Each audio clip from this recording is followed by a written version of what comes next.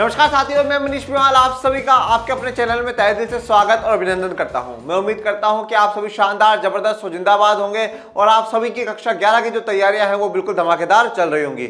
और इन्हीं धमाकेदार तैयारियों को और भी धांसू बनाने के लिए आज मैं लेकर के आया हूं कक्षा 11 की अर्थशास्त्र में सांख्यिकी की किताब का अध्याय 2 आंकड़ों का संग्रह, कलेक्शन ऑफ डेटा हम लोग पढ़ रहे हैं। और आज उसमें जो हमारा लेक्चर है वो है भैया लेक्चर नंबर 4।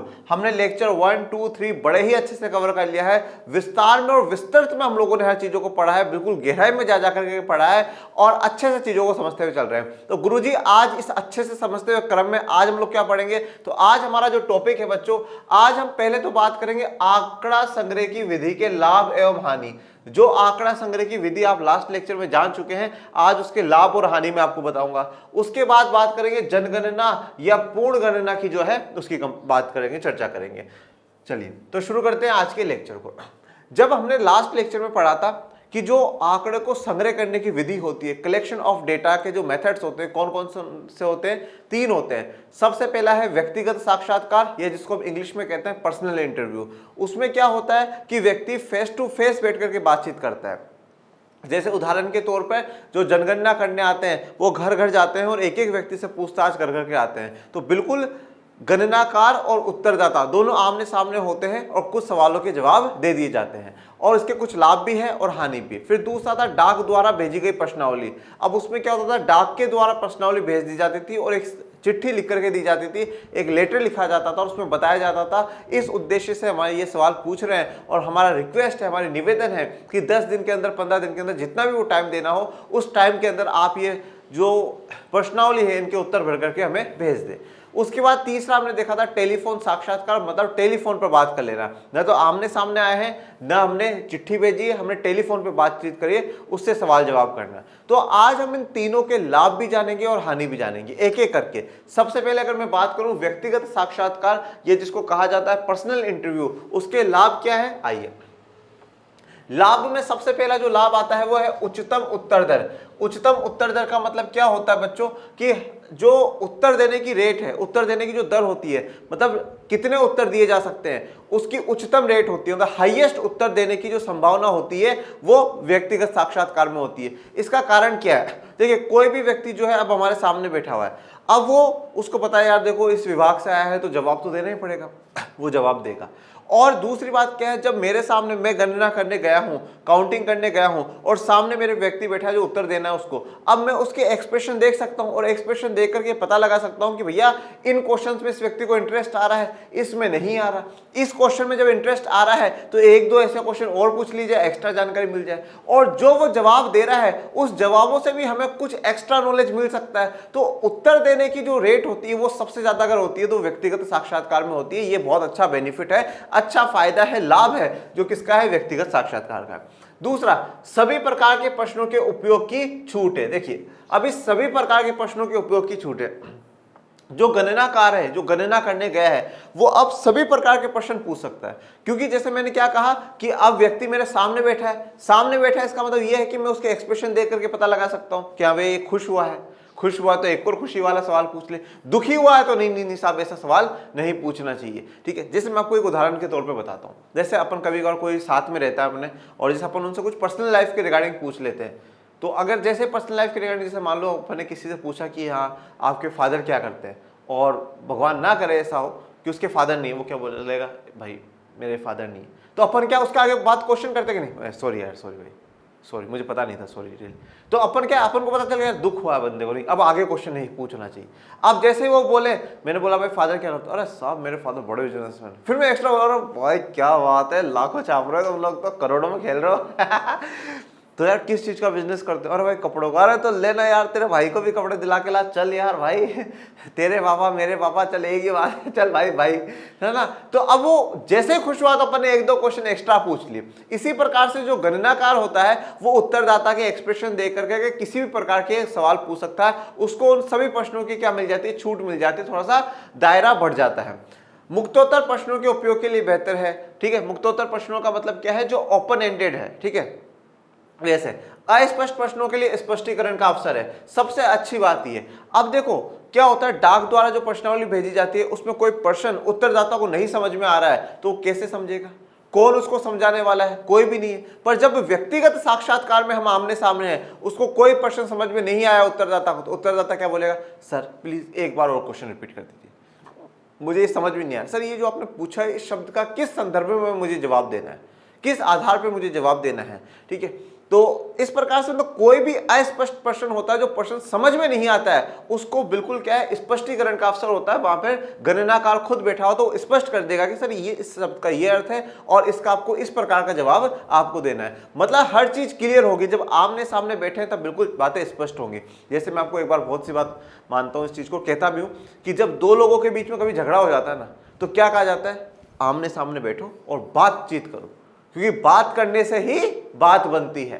कभी झगड़ा हो जाता है जैसे फोन पर है और देख लेंगे, तू आ यहाँ पे रहा, मिलके बैठ के बात करेंगे आमने से, क्योंकि आमने सामने फिर बातचीत होगी। देख भाई मैंने ऐसा नहीं बोला था, वहां गलती थी, ये नहीं था मेरा कहने का तात्पर्य। आमने सामने बैठ करके बात करता तो काफी चीजें क्या हो जाती है, शॉर्ट आउट हो जाती है। तो अस्पष्ट जो प्रश्न है ना, उनके लिए स्पष्टीकरण देना थोड़ा सा आसान हो जाता है। ये व्यक्तिगत साक्षात्कार का लाभ है बच्चों। अब इसके हानि भी है, नुकसान भी है। देखो हर सिक्के के दो पहलू होते हैं, हेड और टेल। ठीक है, उसी प्रकार से चाहे कोई व्यवस्था हो, कोई व्यक्ति हो, सबकी अच्छाइयां भी हैं, बुराइयां भी। आज मैं व्यक्ति हूं, मुझ में भी कुछ अच्छाइयां भी हैं, हो सकता है कुछ बुराइयां भी हो, आप में भी कुछ अच्छाइयां होंगी, कुछ बुराइयां होंगी।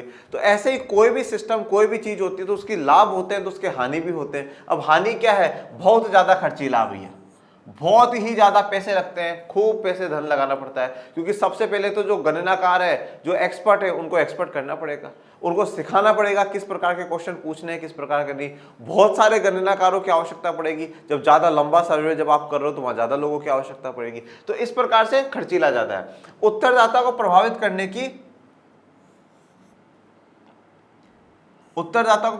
की जो है थोड़ा सा कम रहता है। क्योंकि देखिए उत्तरदाता जो है वो बिल्कुल सामने बैठा है, तो उसको प्रभावित करना का थोड़ा सा दबाव बनाया जाता है। ये चीज संभावना अधिक समय लेने वाला, और ये उत्तरदाता को प्रभावित करने की संभावना, ये बेटा ये है ना, यहाँ पर आ जाएगा, कम काट दीजिएगा, ये इसमें ऐड हो गया। उत्तरदाता को प्रभावित करने की संभावना होती है, उत्तरदाता को प्रभावित किया जाता नहीं, आप इस चीज का जवाब दीजिए। ये तो अधिक समय लेने वाला है, टाइम जो है वो बहुत ज्यादा लेता है। तो तीन हो गए, बहुत खर्चीला होता है, उत्तरदाता को प्रभावित करने की संभावना, और तीसरा क्या है, अधिक समय वाला, कि अधिक समय लेता है क्योंकि बहुत ज्यादा टाइम व्यक्तिगत साक्षात्कार में लगता है। जब एक एक इंडिविजुअल से आप पूछताछ करते हो तो वहां पर समय लगता ही लगता है। तो ये अपने व्यक्तिगत साक्षात्कार के लाभ और हानि थे। मैं उम्मीद करता हूं कि आपको क्लियर हो गए होंगे। चलिए, डाकिया आया डाक लाया, ऐसे बातें पहले के समय में सुनने को मिला करती कि डाकिया आया डाक लाया, ठीक है ना, कुछ ऐसा खुशियों के दरबार लाया, ऐसे बहुत सी बातें उसमें हुआ करती थी। तो आज हम पढ़ रहे हैं डाक द्वारा प्रश्नावली भेजना। अब जब सवाल पूछने हो और वो डाक के द्वारा भेजे जाए तो उसको कहा जाता है डाक द्वारा प्रश्नावली भेजना। और अब इसके लाभ क्या है, इसके फायदे क्या है और इसकी हानि क्या है वो देख लेते हैं। इसका सबसे बढ़िया जो लाभ है वो ये है, कम खर्चीला है। पैसे बहुत कम लगते हैं, सिर्फ प्रश्नावली बनाई, उनको प्रिंट कराया, एक चिट्ठी लिखी, चिट्ठी का प्रिंट करा, एनवलप में लिफाफे में डाला और डाक बॉक्स के द्वारा भेज दो जहां भेजनी। सबसे कम खर्चा है, ना तो किसी को ट्रेन करने की जरूरत है, ना किसी को कुछ सिखा कर करके पूरे एरिया में घुमाने की जरूरत है, हर व्यक्ति तक आपको पहुंचना नहीं है, तो सिर्फ वो डाक है वो चली जाएगी। तो इसलिए सबसे कम खर्चीला होता है, सबसे अच्छी बात है। ग्रामीण तथा सुदूर क्षेत्रों तक पहुंच का एकमात्र साधन, ग्रामीण इलाकों तक ये पहुंच सकता है। सुदूर क्षेत्र मतलब जो ऐसे एरिया जो काफी दूर हो, ठीक है, उन एरिया तक इसकी पहुंच आराम से हो सकती है। ठीक है, जहां पे मतलब जैसे ग्रामीण क्षेत्र हो गया, पहाड़ी इलाके हो गया, कहीं पर भी जहां पे मान लो टेलीफोन साक्षात्कार, पर्सनल इंटरव्यू नहीं हो पा रहे, तो वहां तक पहुंचने का एकमात्र साधन होता है। उत्तरदाता पर कोई प्रभाव नहीं है। देखो डाक द्वारा प्रश्नावली भेजी गई है, अब उत्तरदाता अपनी मर्जी से जो साफ सुथरा सही आंसर है ना वो देगा। व्यक्तिगत साक्षात्कार में क्या था, सामने बैठा हुआ है तो हो सकता है उस पर दबाव बनाया जाए कि नहीं सर आप तो इस बात का जवाब दीजिए। ठीक है, और जैसे मैंने क्या कहा, गणनाकार जो है, गणनाकार को उत्तरदाता के एक्सप्रेशन से पता चल रहा है, तो जो उत्तरदाता है, जो उत्तर देने वाला है, उसको भी तो पता चल रहा है ना, गणनाकार मुझसे ये उगलवाना चाहता है, ये उगलना है या नहीं उगलना। मैं जो जवाब दे रहा हूं उस जवाब को वो कैसे सोच रहा है, पॉजिटिव या नेगेटिव सोच रहा है, तो ये उत्तरदाता को भी तो गणनाकार के फेस से पता चल रहा है ना। तो पर डाक द्वारा प्रश्नावली में भेजा हुआ, हाँ भैया डाक आई है, ये सवाल पूछे गए बता देते हैं। पर जब सामने होता तो सामने वाले व्यक्ति का फेस रीड करके समझा जा सकता है कि उसके उद्देश्य क्या है इन चीजों के लिए। उत्तरदाता की गोपनीयता सुरक्षित रहती है। गोपनीयता का मतलब जो उसकी प्राइवेसी है वो सुरक्षित रहती है, आराम से वो अपने जवाब दे सकता है 10 दिन में, 15 दिन में, जितना भी टाइम उसको दिया गया। संवेदनशील मुद्दों के लिए सर्वोत्तम है। और जो संवेदनशील मुद्दे होते हैं, ऐसे मुद्दे जो जनरली उठाए नहीं जाते हैं, जो जनरली जल्दी से पूछे नहीं जाते हैं, ऐसे मुद्दों को डाक द्वारा प्रश्नावली भेज दी जाती है, उनमें पूछ लिया जाता है और जनरली जो व्यक्ति होता है वो आराम से उनके आंसर दे देता है, क्योंकि ओपन में सारे उसके जवाब देना मुश्किल होता है, बट इस प्रकार से वो जवाब दे देगा तो थोड़ा सा आसान होगा। संवेदनशील का मतलब है सेंसिटिव है, सेंसिटिव का मतलब वो बातें कुछ जल्दी हमारे दिल को टच कर जाती है, छू जाती है, ऐसा है। अब इसके लाभ हैं तो हानि भी होगी इसकी। हानि में क्या है, निरक्षरों के द्वारा उपयोग संभव नहीं। निरक्षर का मतलब क्या है, जो अनपढ़ है, जो पढ़ नहीं सकते, उनके लिए तो बेकार है। अनपढ़ के द्वारा उपयोग संभव नहीं, तो अनपढ़ पढ़ा लिखा नहीं है जो, वो क्या इसका उपयोग नहीं कर सकता। उसके लिए तो क्या है, व्यक्तिगत साक्षात्कार ही ज्यादा बढ़िया है, क्योंकि उसके आमने सामने बैठोगे। जैसे मैंने आपको बताया भी था, जब जनगणना करने आते हैं लोग, तो बहुत से लोग तो जनगणना वाला पूछता है, साहब आपके बच्चे की उम्र देख लो, साहब ये आपके सामने खड़ा है, कितना बड़ा हो गया। ठीक है ना। तो इस प्रकार के तो निरक्षरों के लिए थोड़ा सा ये तो बिल्कुल भी संभव नहीं है। उत्तर प्राप्त करने में अधिक समय लगता है। देखो अब क्या है, व्यक्तिगत साक्षात्कार में जब सामने बैठा हुआ व्यक्ति तो फटाफट उसी टाइम उत्तर मिल जाएगा। टेलीफोन साक्षात्कार में भी लाइन पर है, उसी समय उत्तर मिल जाएगा, पर इसमें 10 दिन में 15 दिन में टाइम देना पड़ता, तो अधिक समय लगता है उत्तर मिलने में। कभी कभार तो लोग वापस का वापस वही लौटा देते, खाली बिना उसको भरे लौटा देते हैं, कभी कभार गलत आंसर देकर के पहुंचा देते हैं, तो अधिक समय लगता है। अस्पष्ट जो प्रश्न होते हैं उनके स्पष्टीकरण का अभाव होता है। अब यहाँ पर डाक द्वारा जो प्रश्नावली भेजी गई है, उसमें जो भी प्रश्न उत्तरदाता को समझ में नहीं आ रहा, अस्पष्ट है, क्लियर नहीं है, तो फिर वो पूछे तो पूछे किससे? कौन उस प्रश्न को समझाएगा? कोई भी समझाने वाला नहीं है। पर व्यक्तिगत साक्षात्कार में और टेलीफोन साक्षात्कार में तो ये था कि जो गणनाकार है वो समझा सकता है कि हाँ हाँ हेलो सर, आपको ये सवाल जो समझ में नहीं आ रहा उसका अर्थ ये है, इस प्रकार से। तो अस्पष्ट प्रश्नों के स्पष्टीकरण का अभाव होता है, मतलब कमी रहती है, स्पष्टीकरण नहीं हो पाता है। प्रतिक्रिया देखना संभव नहीं है। अब व्यक्तिगत साक्षात्कार में तो क्या होता है कि व्यक्ति आमने सामने बैठा है, तो हम उसके रिएक्शन समझ सकते हैं कि भैया हमारे इस सवाल से वो बड़ा खुश हुआ है, इस सवाल से उसको बड़ा दुख हुआ है, तो हम प्रतिक्रिया रिएक्शन देख सकते हैं, उसको हमारे सवालों से गुस्सा आ रहा है या बड़ा हर्षोल्लास के साथ वो हमें जवाब दे रहा है। पर डाक द्वारा प्रश्नावली भेजी है तो उस पर क्या है, आप प्रतिक्रिया देख सकते हो? नहीं, वो तो व्यक्ति वहां पर है और गणनाकार और कहीं पर, तो चिट्ठी भेज दी गई है। अब तीसरा हमारा आता है बच्चों टेलीफोन साक्षात्कार। टेलीफोन साक्षात्कार, टेलीफोन साक्षात्कार के भी लाभ और हानि देखते हैं। लाभ, अपेक्षाकृत कम खर्चीला है। ठीक है, अगर हम बात करें व्यक्तिगत साक्षात्कार की बात करें तो अपेक्षाकृत कम खर्चीला होता है। उत्तरदाता को प्रभावित करने की अपेक्षाकृत कम संभावना होती है। देखो अब व्यक्तिगत जो साक्षात्कार है उसमें उत्तरदाताओं को प्रभावित किया जाता है, आप जवाब दीजिए, दबाव बनाया जाता है, पर टेलीफोन साक्षात्कार में आप इतना नहीं बना सकते हो। कुछ व्यक्ति होते हैं जो टेलीफोन को रख करके बोलता रहे, मैं तो जा रहा अपेक्षाकृत उच्च उत्तर दर होती है। डाक द्वारा प्रश्नावली भेजने के में कंपैरिजन अगर आप करते हैं तो इसमें उत्तर दर ज्यादा है। मतलब डाक द्वारा प्रश्नावली में ये उम्मीद रहती है कि साहब वो खाली भेज देगा, जवाब देगा भी नहीं देगा, पर यहाँ पर ये है कि चलो वो जवाब देगा, अगर फोन उठाया है तो हो सकता है कि वो कुछ बातों के जवाब दे। पर सबसे ज्यादा अच्छी उत्तर दर जो रहती है वो व्यक्तिगत साक्षात्कार में, पर्सनल इंटरव्यू में ही रहती है। अब इसकी हानि क्या है गुरुजी? सीमित उपयोग है, इसका उपयोग लिमिटेड ही कर सकते हैं, क्योंकि जिन जिन के पास मोबाइल फोन है वो इन्हीं के पास प्रयोग होगा। प्रतिक्रिया देखना यहाँ पर भी संभव नहीं है, हम यहाँ पर भी रिएक्शन नहीं समझ सकते कि व्यक्ति खुश हो रहा है, दुखी हो रहा है, क्या हो रहा है। उत्तरदाताओं को प्रभावित करने की संभावनाएं भी रहती हैं, क्योंकि आप टेलीफोन पर हो तो आप कह सकते हो नहीं नहीं सर इस चीज का तो ये जवाब दीजिए, ऐसा बताइए, ये करिए, तो इस प्रकार से। तो ये आपको जो बताया गया है, तीनों के लाभ और हानि बताए गए। अगर आपसे सवाल पूछ लिया जाता है कि साहब लाभ और हानि बताइए, तो इस प्रकार से आप भी टेबल बना करके बता दीजिएगा। तीनों क्या होते हैं वो मैंने आपको बता दिया। अगर आपसे सिर्फ ये पूछ लिया जाए कि टेलीफोन साक्षात्कार क्या होता है, तो आप टेलीफोन साक्षात्कार को बता दीजिएगा, फिर उसके लाभ हानि ये लिख दीजिएगा। इस प्रकार से आसानी से आपका हो जाएगा, कोई समस्या वाली बात नहीं है। अब चलिए, अब हम बात करते हैं जनगणना या पूर्ण गणना, सेंसस और कंप्लीट एन्यूमरेशन। ठीक है, सेंसस, जनगणना। जनगणना क्या है? जनगणना का मतलब है, जन मतलब जनता और उसकी गणना, उसकी काउंटिंग करना। काउंटिंग ऑफ पीपुल्स मतलब जितने लोग देश में रहते हैं उनकी काउंटिंग करना, उसको क्या कहते हैं? जनगणना कहते हैं। अब ये जो जनगणना है, ये काउंटिंग हो रही है, उसमें लोगों के व्यक्तिगत हमें काफ़ी बातें पता चलती है कि लोग कहाँ रहते हैं, उनके पास क्या क्या सुविधाएं हैं, कितने पुरुष हैं, कितनी महिलाएं, सारी डिटेल जो है उसमें पता चलती है। तो जनगणना और पूर्ण गणना के आइए चर्चा करते हैं। वह सर्वेक्षण जिसके अंतर्गत जनसंख्या के सभी तत्व शामिल होते हैं उसे जनगणना या पूर्ण गणना की विधि कहा जाता है। वह सर्वेक्षण, सर्वेक्षण का मतलब क्या है? सर्वे। तो वह सर्वे जिसके अंतर्गत जनसंख्या के सभी तत्व शामिल हो, सभी तत्व मतलब सारी की सारी बातें, सारे फैक्टर्स या हर व्यक्ति जो है वो शामिल होता हो, मतलब जनसंख्या के सभी तत्व शामिल होते हो, उसे हम जनगणना या पूर्ण गणना की विधि कहते हैं।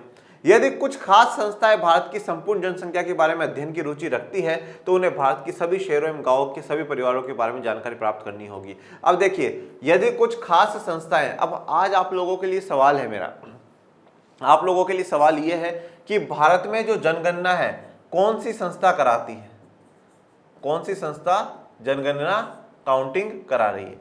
तो अगर कुछ संस्थाएं जो है भारत की संपूर्ण जनसंख्या के बारे में अध्ययन की रुचि रखती है, मतलब वो जानना चाहती है कि नहीं साहब पूरे भारत में कितनी जनसंख्या है, उसकी क्या उसका कितना कौन करता है, क्या है, इसकी अगर कोई भी संस्था जानकारी रखना चाहती है तो उसको क्या करना पड़ेगा? सभी शहरों में, भारत के सभी शहरों में और गाँव में जितने भी परिवार हैं उन सबकी जानकारी प्राप्त करनी होगी। अगर उसको ये जानकारी चाहिए कि साहब जनगणना जो है कौन हमारे देश में कितने लोग रहते हैं, कहाँ पे रहते हैं, अगर इस प्रकार का काम करने की उसकी इच्छा है कि जानूं मैं, तो उसके लिए उसको क्या है, सभी ग्रामीण और शहरी क्षेत्रों में हर परिवार के पास जाकर करके सारी जानकारी इकट्ठी करनी होगी। इस विधि की प्रमुख विशेषता है कि इसके अंतर्गत संपूर्ण जनसंख्या की प्रत्येक व्यक्तिगत इकाई को सम्मिलित करना होता है। इस विधि की अगर सबसे प्रमुख विशेषता या सबसे अच्छा जो फीचर है वो क्या है? संपूर्ण जनसंख्या की प्रत्येक व्यक्तिगत इकाई को, मतलब जो संपूर्ण जनसंख्या, जो पूरी जनसंख्या, उसकी व्यक्तिगत मतलब देखिए, अब आप अभी लोग क्या पढ़ रहे हैं? अभी तो आप सांख्यिकी पढ़ रहे हैं, भारतीय अर्थव्यवस्था विकास की किताब पढ़ रहे हैं। जब आप कक्षा 12 में आ जाओगे बच्चों, किस में आ जाओगे? क्लास 12 में आ जाओगे, जो कि अब आप लोग जल्दी आने वाले हो। और क्लास 12 में जब आप लोग आ जाओगे तो आपको दो किताबें अर्थशास्त्र में पढ़ाई जाएंगी, जिसको एक को कहा जाता है व्यष्टि अर्थशास्त्र और एक को कहा जाता है समष्टि अर्थशास्त्र। व्यष्टि अर्थशास्त्र का अर्थ क्या है? व्यष्टि अर्थशास्त्र में हम व्यक्तिगत की चर्चा करते हैं। किसकी? वह फॉर व्यष्टि, वह फॉर व्यक्तिगत, मतलब एक एक इंडिविजुअल की चर्चा करते हैं। जैसे चपाती खाई, मनीष सर ने कितनी चपाती खाई, उसने कितनी खाई, उसने कितनी, एक एक के बारे में हम लोग पढ़ते हैं, एक एक व्यक्ति की बात होती है। जब एक एक की चर्चा हो वो व्यष्टि में आती है। और सैफ और समष्टि, सैफ और संपूर्ण, जब पूरी अर्थव्यवस्था की, संपूर्ण अर्थव्यवस्था की चर्चा करी जाए कि देश में इस चीज का कितना उपभोग होता है, कितना इस्तेमाल होता है, तो वो किस में आएगा? समष्टि में आ जाएगा। तो व्यष्टि किसकी बात कर रही है? व्यक्तिगत की, एक एक इंडिविजुअल की बात करती है। समष्टि किसकी चर्चा करती है? संपूर्ण की चर्चा करती है, कंप्लीट की चर्चा करती है। तो ये क्या कहा गया है? इसकी विशेषता क्या है कि संपूर्ण जनसंख्या, जो टोटल पूरी जनसंख्या रह रही है, कि प्रत्येक व्यक्तिगत इकाई, व्यक्तिगत इकाई का मतलब क्या है? हर एक एक इंडिविजुअल को, एक एक व्यक्ति के को सम्मिलित करना होता है, जब ही आपकी वो जनगणना या पूर्ण गणना का मेथड कहलाएगा। आप ऐसा नहीं कर सकते कि कुछ इकाइयों को चुन ले और कुछ को छोड़ दे, आप बिल्कुल भी ऐसा नहीं कर सकते। देखिए, अभी आगे हम इसमें और चीजें पढ़ेंगे। देखो, दो मेथड मैं आपको बताता हूँ। एक तो क्या होता है, जैसे मैं आपको उदाहरण के तौर पे बताता हूँ। आज प्रिंसिपल है, स्कूल का प्रिंसिपल है, और एक क्लास में 50 बच्चे हैं, ठीक है, एक क्लास में 50 बच्चे हैं, 50 स्टूडेंट्स। और ये जैसे मान लेते अपन, ये क्लास 12th है, जो कि जैसा कि आप लोगों को, आप अगले साल 12th में आ जाओगे। 10th और 12th बोर्ड होते हैं, तो प्रिंसिपल, स्कूल सब ज़्यादा ध्यान देते हैं। अब प्रिंसिपल ने एक बार ऐसा सोचा कि यार 50 बच्चों से मैं पूछताछ तो करूं, उनके क्या हालात हैं, कैसी उनकी तैयारी चल रही है, कोई टीचर है जो उनको कैसा पढ़ा रहा है, कैसे किसके में ज़्यादा समस्या आ रही है। तो प्रिंसिपल ने क्या करा, एक पूरी जो प्रश्नावली है वो तैयार कर ली कि साहब पहले बच्चे से उसका नाम पूछना है, फिर अच्छा उसका क्या क्या सब्जेक्ट्स है आर्ट्स में, फिर ये वाला जो टीचर है वो कैसा पढ़ा रहा है, गुड है, वेरी गुड है, एक्सीलेंट है, कोई कमी है तो वो बता दे। ये इस प्रकार से उसने एक पूरी प्रश्नावली बना ली। फिर उसने एक एक बच्चे को बुलाना शुरू करा, एक एक बच्चे को बुला करके 50 बच्चों से उसने बात करी, सभी 50 बच्चों से, एक एक इंडिविजुअल से बात करी। हाँ बेटा, ये जो टीचर हो आपको कैसा पढ़ा रहा है, आपको इनका समझ में आता है, नहीं आता है तो कहाँ समस्या आती है, और कोई क्लास में कोई गलत गतिविधि तो टीचर नहीं करते हैं। अच्छा, अभी तक कितना कोर्स हो गया आपका, आपकी कितनी तैयारी है, अब भी एग्जाम हो जाएंगे तो आपके कितने मार्क्स आ जाएंगे। इस प्रकार के वो प्रिंसिपल सवाल पूछ सकता है। अब उसने जब 50 बच्चों से बातचीत करी तो आप मान करके चलिए टाइम तो लगेगा ना। अगर वो एक बच्चे को लगभग 10 मिनट भी देता है तो मतलब 500 मिनट हो गए, और 500 मिनट अब आप लगा लीजिए, 60 से भाग दे लीजिए, तो मतलब काफी समय इसमें निकल जाएगा प्रिंसिपल का, 9 घंटे 8-9 घंटे, तो 2 दिन ही मान लो, 2 दिन ही प्रिंसिपल के बच्चों से बात करने में चली जाएगी। अब ये क्या है, प्रिंसिपल ने एक एक से बात करी है, व्यक्तिगत इकाइयों से बात करी, किसी को छोड़ा नहीं है, सबसे बात करी। एक तरीका ये होता है। एक क्या होता है, जैसे उस क्लास के 5 बच्चों को प्रिंसिपल ने बुला लिया, हाँ भाई ये टीचर कैसा पढ़ाता है, मैम ठीक पढ़ाता है, सर ठीक पढ़ाता है, अच्छा ठीक है, कोई समस्या, हाँ हाँ नहीं सर ठीक है ठीक है। 5 बच्चों से बात कर ली, 5 ने जो बोल दिया उसी के आधार पर 50 का भी व्यू बना लिया। अब इस 5 वाले में टाइम तो कम लगा है, पर एग्जैक्ट रिपोर्ट मिल रही है कि नहीं मिल रही, इसको कहते हैं सैंपल, कि सैंपल उठा लिया और सैंपल के आधार पर पूछताछ कर ली और उसके आधार पर हमने पता लगा लिया कि हाँ भैया पूरी क्लास को कोई समस्या नहीं है, या उन 5 को समस्या है तो पूरी क्लास को समस्या है। इसमें 50 स्टूडेंट से प्रिंसिपल बात करा, हो सकता है समय लगता है पर एग्जैक्ट रिपोर्ट मिलेगी। 5 से बात करा, हो सकता है प्रिंसिपल ने 5 ऐसे बच्चे उठा लिए हो जो पांचों के पांचों डफर हो, उनको सच में परेशानी हो, और परेशानी ना हो तो भी उन्होंने बोल दिया हाँ टीचर तो चेंज होगा, 5-10 दिन तक टीचर नहीं मिलेगा, क्लास नहीं लगेगी, मजे आएंगे। या 5 बिल्कुल टॉप स्टूडेंट उठा लिए, उनको कोई समस्या है ही नहीं, तो बेचारे जो कमजोर है उनको समस्या होगी, उनसे प्रिंसिपल ने बात ही नहीं करी, तो एग्जैक्ट रिपोर्ट नहीं मिल पाती। तो यहाँ पर जैसे जब पूर्ण गणना की बात होती है तो सभी इकाइयों को चुनना जरूरी, सभी इकाइयों से बात करना जरूरी, एक एक से नहीं। एक अगर आप किसी को चुन लो और किसी को छोड़ दो तो फिर वो गलत नहीं, वो सैंपलिंग में आ जाता है, जो हम आगे नेक्स्ट लेक्चर में पढ़ेंगे। आपने संभवतः भारत की जनगणना के बारे में सुना होगा, जो हर 10 साल में एक बार होती है। इसके अंतर्गत घर घर जाकर ली जाती है, जानकारी ली जाती है और पूरे भारत के हर एक परिवार को इसमें सम्मिलित किया जाता है। अब आप सभी ने भारत की जनगणना के बारे में सुना होगा, जिसको हम लोग क्या कहते हैं, सेंसस कहते हैं, ठीक है। भारत की जनगणना के बारे में सुना, और जो लास्ट अभी सेंसस हुआ है वो 2011 में हुआ है। 2021 में होने वाला था बच्चों, पर कोरोना के कारण नहीं हो पाया, ऐसा उम्मीद करी जा रही है कि 2024 में हो जाएगा। भारत की जनगणना 2011 में लास्ट हुई थी, और जनगणना के बारे में जैसे आपको पता ही कि हर 10 साल में होती है, और इसके अंतर्गत घर घर जाकर जानकारी ली जाती है। अब दूसरा सवाल आज आपका ये भी है, चाहे आप उसका तो बताइएगा या मत बताइएगा, पर इसका जरूर बताइएगा कि भारत में पहली बार जनगणना कब हुई थी। आज यही सवाल है मेन, तो भारत में पहली बार जो जनगणना है, पहली बार जो सेंसस है वो कब हुआ था। तो इस जनगणना में जो कर्मचारी होते हैं, अधिकारी होते हैं, वो घर घर जाते हैं और एक एक व्यक्ति की, एक एक परिवार की पूरी जानकारी लेकर करके आते हैं। तो यहाँ पे सबको सम्मिलित किया गया, किसी को छोड़ा नहीं गया, चाहे वो कहीं पर भी किसी भी एरिया में रहता हो भारत के, वहां सबसे जानकारी ली गई है। इसके अंतर्गत जन्म एवं मृत्यु दर, साक्षरता, रोजगार, आयु संभाविता या प्रत्याशित आयु, जनसंख्या के आकार एवं संरचना आदि के जनसंख्यिक आंकड़े जुटाए जाते हैं, जिन्हें भारत के महानिदेशक द्वारा संग्रहित एवं प्रकाशित किया जाता है। भारत में पिछली जनगणना 2011 में की गई थी। अब देखिए इसमें क्या क्या है, भारत की जन्म और मृत्यु दर पता चल जाती है कि भाई भारत में इतने लोग का जन्म हुआ है, इतनों की डेथ हो गई है। साक्षरता, पढ़े लिखे लोग कितने हैं, रोजगार कितने लोगों के पास है और रोजगार से उनका जो लिविंग ऑफ स्टैंडर्ड है, जीवन स्तर है, वो कैसा है। आयु संभाविता और प्रत्याशित आयु, मतलब व्यक्ति की जीवन जीने की लगभग कितनी आयु है। तो जनरली जो भारत में माना जाता है 67 ईयर्स मेल के लिए माना जाता है पुरुषों के लिए, और 69 फीमेल के लिए माना जाता है महिलाओं के लिए। तो महिलाएं 2 साल एक्स्ट्रा जीती हैं। और देखो ये एक्स्ट्रा जीने के पीछे कोई मुझे ऐसा पता नहीं क्या है, पर एक जनरली ये कहा जाता है, हमने क्या कर दिया, हमने लड़कों को है ना बेमतलब का मजबूत बना दिया।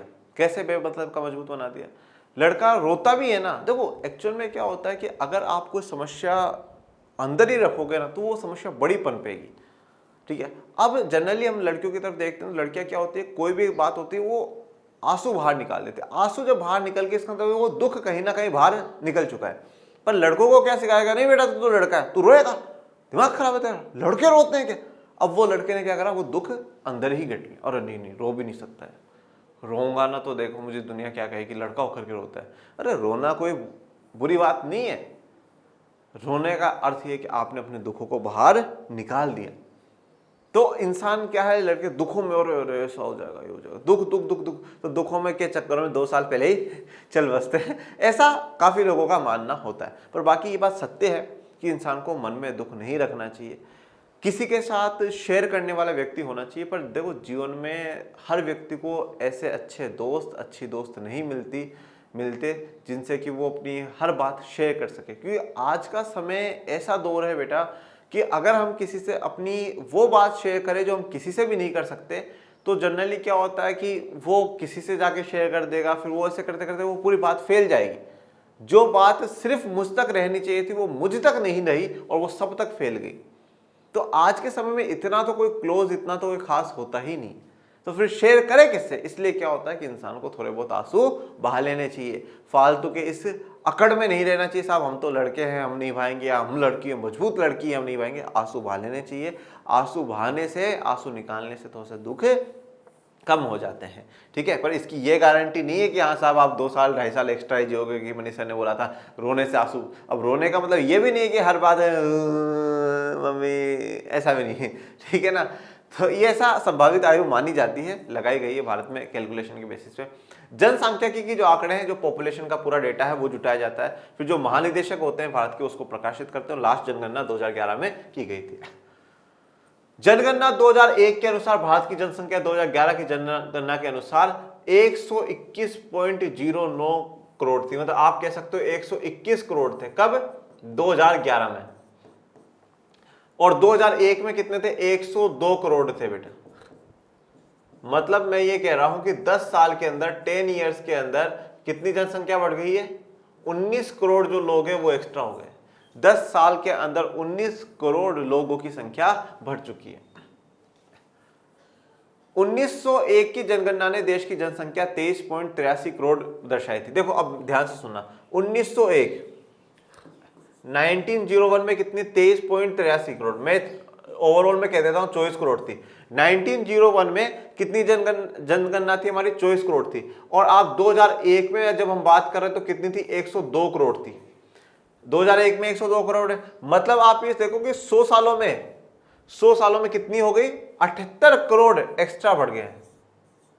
100 सालों में 78 करोड़ एक्स्ट्रा बढ़ चुके हैं। और 2011 से अगर आप तुलना करोगे तो 121 करोड़, तो इसमें 19 और जोड़ दीजिए आप, तो आपका वो टोटल आ जाएगा। तो जनगणना, जनसंख्या कितनी बढ़ चुकी है तब से 110 वर्षों तक, मतलब 1901 से लेकर के 2011 तक समय अवधि में देश की जनसंख्या 97 करोड़ से भी अधिक बढ़ गई है। मतलब 97 करोड़ से भी ज्यादा बढ़ चुकी है। 110 सालों में जो भारत की जनसंख्या है वो 97 करोड़ से अधिक बढ़ चुकी है। जनसंख्या की औसत वार्षिक दर जो 1971-81 में 2.2% प्रतिवर्ष थी, 1991-2001 में घटकर 1.97% हो गई, 2001-11 में 1.64 हो गई। देखिए अब जनसंख्या हमारी बढ़ रही है, बिल्कुल बढ़ रही है, परंतु ये भी देखिए कि जनसंख्या में थोड़ा सा कंट्रोल भी आया है। हर जो औसत परिवर्तन होता है, औसत इंक्रीमेंट होता है, उसमें गिरावट है। जनसंख्या की औसत वार्षिक दर देखिए 1971-78 में मतलब 2.2% प्रतिवर्ष बढ़ रहा था, मतलब 2.2% इंक्रीज हो रहा है। कितना? 2.2% इंक्रीज। उसके बाद 91-2001 में देखें तो 1.97 हो रहा है। मतलब क्या हुआ? परसेंटेज गिर गया है। पहले मान लो 2 बच्चे जन्म ले रहे थे, अब 1 पॉइंट समथिंग कुछ का आ गया। उसके बाद हम बात करें तो 1.64% में कम आ रहा है। मतलब यहां पर जो हमारा जनसंख्या बढ़ने की जो दर है वो रेट कम है, पर जनसंख्या तो इंक्रीज हुई है। जनसंख्या इंक्रीज हुई है, पर अभी जो रेट है वो रेट कम है। जैसे मैं आपको एक उदाहरण दूं, आपके 20 में से 10 मार्क्स आए, अब एक बच्चे के बढ़े हैं 20 में से 15 हो गए, मतलब 50% मार्क्स उसके और बढ़ गए। और एक बच्चे के बढ़े भैया 1 मार्क्स ही बढ़ा है, तो बहुत कम बढ़ा है। बढ़ा तो उसका भी है और बढ़ा 15 वाले का भी, पर कम बढ़ा है। तो ऐसे हमारी जनसंख्या तो बढ़ी है, पर परसेंटेज देखें तो वो कम हुआ। जैसे कि 1 नंबर बढ़ने वाला का बहुत कम परसेंटेज से ही सुधार हुआ है, बढ़ा है परंतु उसके सुधार बहुत कम से हुआ है। तो इस प्रकार से यहां पर कहा गया।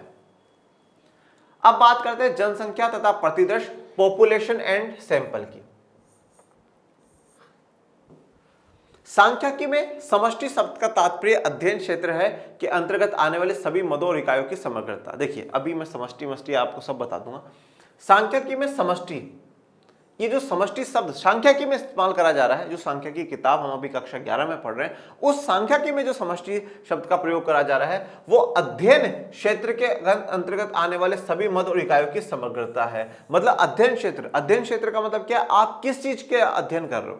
देखो हम जब भी कोई काम करते हैं तो हम किसी ऑब्जेक्टिव के साथ करते हैं कि साहब मेरा ये उद्देश्य है इसलिए मैं कर रहा हूं।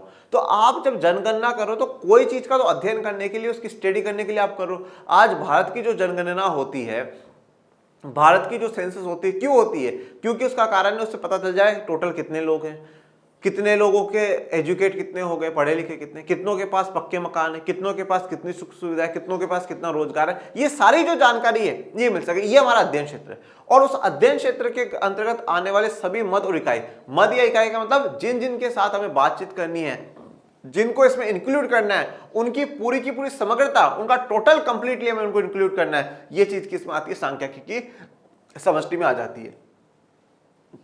अतः समष्टि एक ऐसा समूह जिस पर किसी अध्ययन के परिणाम लागू हो सके। तो समष्टि क्या है? कि ऐसा समूह, ऐसा ग्रुप है जिस पर किसी अध्ययन के जो परिणाम है वो लागू हो सके। मतलब हमने जब पूरा अध्ययन कर लिया, स्टडी कर लिया, तो हमें कुछ चीज सामने आई और फिर उससे हम क्या है, कुछ लोगों पर, कुछ समूह पर उनको लागू कर सकते हैं, तो वो क्या कहलाएंगे? समष्टि हमारे लिए कहलाएंगे। सर्वेक्षण के उद्देश्य के अनुसार किसी समष्टि के अंतर्गत सदैव ऐसी सभी व्यष्टि तथा इकाइयां मध्य आती हैं जिनमें कुछ विशेषता या विशेषताओं का समूह हो। जब भी कोई सर्वेक्षण करा जा रहा है, सर्वे करा जा रहा है, तो उसका कुछ ना कुछ उद्देश्य है और उस उद्देश्य के हिसाब से हर बार जो समष्टि है उसमें व्यष्टि मतलब एक एक जो इकाइयां हैं उनमें या तो कुछ विशेषता होगी या कुछ विशेषताओं का समूह होगा, मतलब बहुत ज्यादा विशेषताएं होंगी। मतलब जब भी हम कहीं स्टडी कर रहे हैं उस पॉपुलेशन की, तो उसमें व्यक्तिगत में कुछ विशेषता या विशेषताओं का समूह हमें देखने को मिलेगा। प्रतिदर्श चुनने में पहला कार्य समष्टि की पहचान करना है। प्रतिदर्श का मतलब क्या होता है? प्रतिदर्श का मतलब क्या होता है? सैंपल बेटा, सैंपल का मतलब जैसे मैंने आपको क्या कहा, एक तो टीचर क्या, प्रिंसिपल क्या करता है, 50 बच्चों से बात करता है, वो तो कंप्लीट है, पर वो 5 बच्चों को उठा करके लिया है, ये क्या सैंपल है? 50 में से 5 को उठा करके लिया। अब जैसे अपन ब्लड टेस्ट कराने जाते हैं, ब्लड टेस्ट कराते हैं, यूरिन का टेस्ट कराते हैं, तो ब्लड टेस्ट में ऐसा थोड़ी है कि बॉडी का पूरा ही खून निकाल करके देखा जाएगा कि हाँ साहब इसमें बीमारी क्या है। हल्का सा सैंपल ही तो लेते हैं, थोड़ा सा खून लेंगे, वो क्या है? सैंपल। वो क्या कहते हैं? आप अपना सैंपल यहाँ डिपॉजिट करा जाइए, हम जांच करेंगे। सैंपल ही लेते हैं। अब सैंपल लिया, फिर उससे पता चल जाएगा हाँ साहब ये परेशानी है तो ये पूरी बॉडी में होगी, और नहीं है तो भाई मस्त रहो, बिंदास रहो। उसके लिए सोचो नहीं भाई तू पूरा खून निकाल करके देखे जा, तेरी बीमारी है नहीं तो पूरा खून निकाल जाऊंगा भाई, बीमारी छोड़ मैं ही नहीं बचूंगा। तो प्रतिदर्श क्या है? सैंपल है कि आप सैंपल ले। तो सैंपल चुनने में पहला कार्य समष्टि की पहचान करना, सबसे इंपॉर्टेंट बात है। अगर जब आप सैंपल ले रहे हो तो उसमें सबसे पहला काम है आप समष्टि की पहचान करो। मतलब आपको अध्ययन करना किस पर है, किस रिगार्डिंग करना है, ये आपको पता होना चाहिए। जब प्रिंसिपल 12th के बच्चों को बुला रहा है तो उसने ये तो तय कर लिया 12th वालों से बात करना, इसमें ये भी और हो कि कौन से बच्चे हो।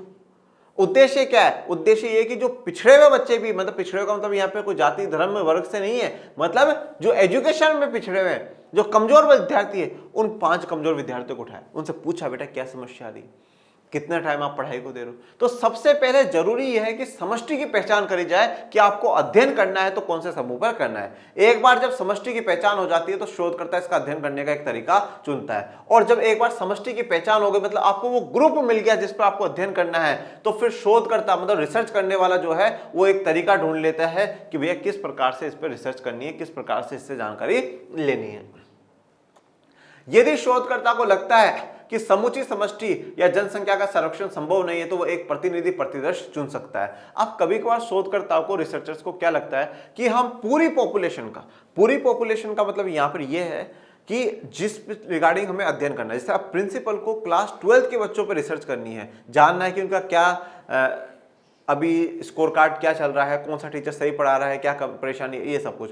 अगर वो उस पूरी पॉपुलेशन का नहीं कर पाया, मतलब पूरे 50 बच्चों को नहीं समझ पा रहा है, उनसे बात करने का इतना समय नहीं है, तो वो क्या कर सकता है? उसमें से सैंपल ले सकता है, मतलब कुछ लोगों को, कुछ बच्चों को बुला सकता है प्रिंसिपल। यही बात का है कि शोधकर्ता को लगता है, अब शोधकर्ता रिसर्च करने वाली कौन है? प्रिंसिपल है।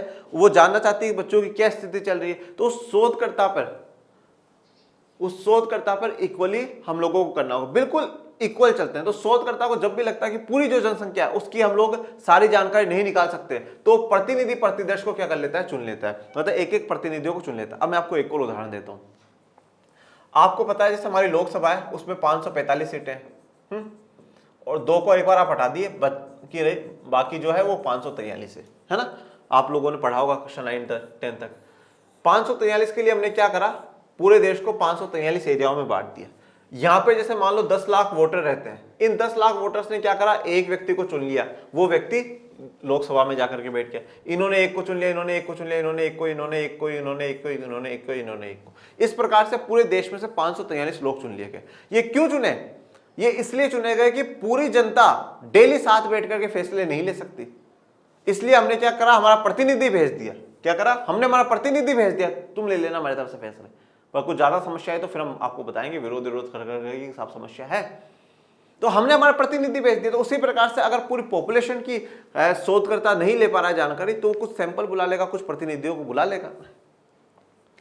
एक आदर्श प्रतिनिधि प्रतिदर्श सामान्यतः समष्टि से छोटा होता है तथा अपेक्षाकृत कम लागत एवं कम समय में समष्टि के बारे में पर्याप्त सही सूचनाएं प्रदान करने में सक्षम होता है। देखो, एक जो आदर्श प्रतिदर्श है, मतलब एक हम कह सकते हैं ऐसा जो सैंपल जो आदर्श है, वो कैसा होगा जिसमें समष्टि छोटा होता हो, मतलब जो अध्ययन का जो क्षेत्र है वो छोटा हो और उसमें कम लागत लगे, खर्चा कम लगे, समय भी कम लगे और समष्टि के बारे में बिल्कुल सारी की सारी जो सूचना है वो सही प्रदान करे।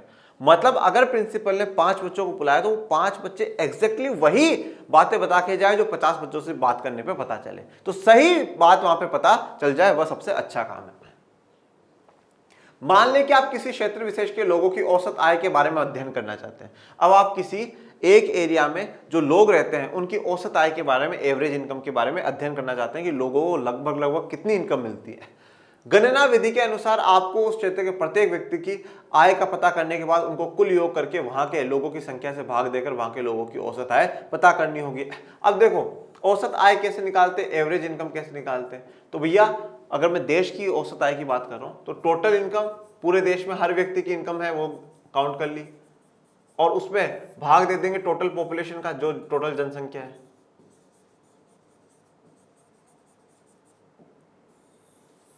तो टोटल इनकम बटा टोटल पॉपुलेशन। तो यहां पर जो गणना विधि है वो क्या करेगा, जितने भी लोगों से बात करिए उनकी इनकम जोड़ लेगा। जैसे फॉर एग्जांपल मैं कहूं एक व्यक्ति 1 लाख कमाता है, दूसरा व्यक्ति 2 लाख कमाता है, तीसरा व्यक्ति 50,000, फिर 25,000 और फिर मान लो ये वाला है 25,000। तो कितने हो गए टोटल? 3 लाख और ये 4 लाख। टोटल व्यक्ति कितने हैं? 5। तो ये मेरे 4 लाख बटा 5, तो आप इसमें देंगे तो 8 पंजे 40, लगभग हर व्यक्ति कितने कमा रहा है? 80,000। ये एवरेज इनकम आ गई इस प्रकार से। परंतु क्या सच में हर व्यक्ति 80,000 कमा रहा है? नहीं, कोई 80 से ऊपर भी कमा रहा है और कोई बहुत कम भी कमा रहा है। इस विधि के अंतर्गत बहुत खर्च आएगा क्योंकि इसके लिए भारी संख्या में परिगणकों की भर्ती करनी होती है। पर जब हम लोग एक एक व्यक्ति से, यहाँ पर हमने एक एक व्यक्ति से पूछा कि भाई तेरी सैलरी, तेरी सैलरी, तेरी सैलरी, तेरी सैलरी और फिर टोटल से डिवाइड दिया, तो इसमें तो खर्चा बहुत आएगा और इसमें जो ज्यादा काउंटिंग करने वाले लोग हैं उनकी भी ज्यादा जरूरत पड़ेगी, तो खर्चा भी ज्यादा है और समय भी ज्यादा। इसके विकल्प के रूप में आप उस क्षेत्र के कुछ व्यक्तियों का प्रतिदर्श चुनकर उनकी आय को जान लेते हैं। चुने गए समूह के व्यक्तियों की औसत आय ही उस पूरे क्षेत्र के लोगों की औसत आय होती है। अब आपने क्या करा, कुछ लोगों से बात कर ली, उन 5 में से मान लो 2 से बात कर ली, जिसमें आपने देखा 1 लाख वाला है और एक 25,000 वाला, इन 2 से आपने बात कर ली। अब इस 1,25,000 से आप डिवाइड देकर के देख लेंगे तो आप पता लगाएंगे कि सबके लगभग इतनी ही है। शोध समस्या, जैसे अब आप जो शोध जिस पे करो, रिसर्च जिस पे करो, उसकी समस्या से मणिपुर राज्य के चूराचांदपुर जिले के कृषि श्रमिकों की आर्थिक स्थिति का अध्ययन करना है। तो शोध की समस्या भाई किस पे अध्ययन करना है? जो मणिपुर में राज्य है वहां का एक जिला है, वहां पे जो कृषि श्रमिक है, जो कृषि का काम करते हैं, उनकी जो आर्थिक स्थिति है उस पर हमें अध्ययन करना है कि उनकी आर्थिक स्थिति इतनी खराब क्यों है, अच्छी है तो वो क्यों है, उस पर अध्ययन करना है। समष्टि चूराचांदपुर जिले के समस्त कृषि श्रमिक। अब समष्टि में क्या आ गया, अध्ययन जिस पे करना है, तो किस पे करना है? चूराचांदपुर जिले के समस्त जो कृषि श्रमिक है। कृषि श्रमिक का मतलब क्या है? जो खेतों पर जाकर करके मजदूरी कर करके आते हैं। कुछ लोग होते हैं जिनका खुद के खेत होते हैं, वो किसान है, पर जो दूसरों के खेतों पर जाकर मजदूरी करके आते हैं वो कृषि श्रमिक है।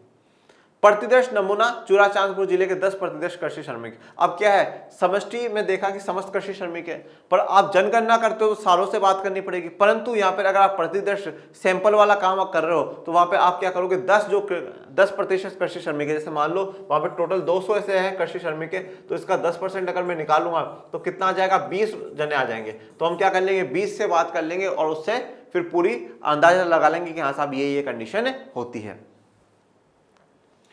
अधिकतर सर्वेक्षण प्रतिदर्श सर्वेक्षण ही होते हैं। सांख्यिकी में इन्हें कई कारणों से प्राथमिकता दी जाती है और ज्यादातर जो सर्वे होते हैं ना बच्चों, वो प्रतिदर्श सर्वेक्षण ही होते हैं, मतलब सैंपल सर्वे ही होते हैं। सैंपल वालों में इसको प्राथमिकता देने के काफी कारण है, आसान भी है और कहीं ना कहीं थोड़ी बहुत ठीक ठाक रिपोर्ट पता भी चल जाती है, तो सैंपल वाला जो है वही ज्यादा यूज करा जाता है। ये प्रतिदर्श कम खर्च में एवं अल्प समय में पर्याप्त विश्वसनीय एवं सही सूचनाएं उपलब्ध करा सकते हैं। अब ये कम खर्चे में और अल्प समय में, मतलब कम खर्चा लगेगा और पैसा भी कम लगेगा और समय भी कम लगेगा। पर्याप्त विश्वसनीय, पर्याप्त जितनी इंफॉर्मेशन चाहिए उतनी विश्वसनीय, विश्वास योग्य और सही सूचना हमें उपलब्ध करा देता है।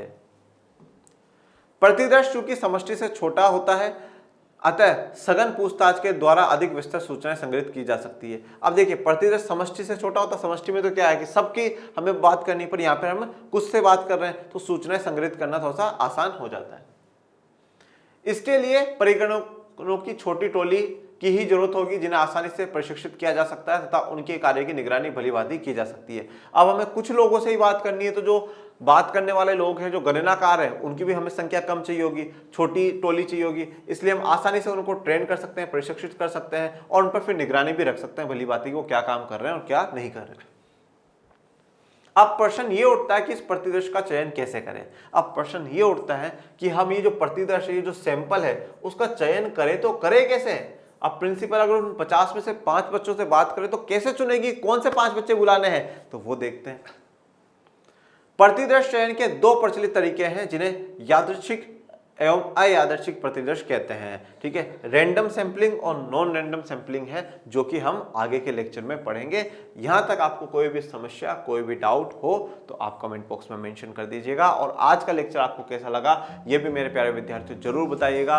और बच्चों, पढ़ते रहिए, आगे बढ़ते रहिए और आपके अपने चैनल लर्निंग आर्ट्स को ज़्यादा से ज़्यादा लाइक, शेयर, सब्सक्राइब करते रहिए। और डिस्क्रिप्शन में लिंक दे रखा है टेलीग्राम चैनल का, प्लीज़ उसको भी ज्वाइन कर लीजिएगा, जिससे आपको सभी नई जानकारियाँ मिलती रहे। और मैं मिलूंगा अब आपको नेक्स्ट लेक्चर में, तब तक के लिए थैंक यू सो मच। जय हिंद, जय भारत।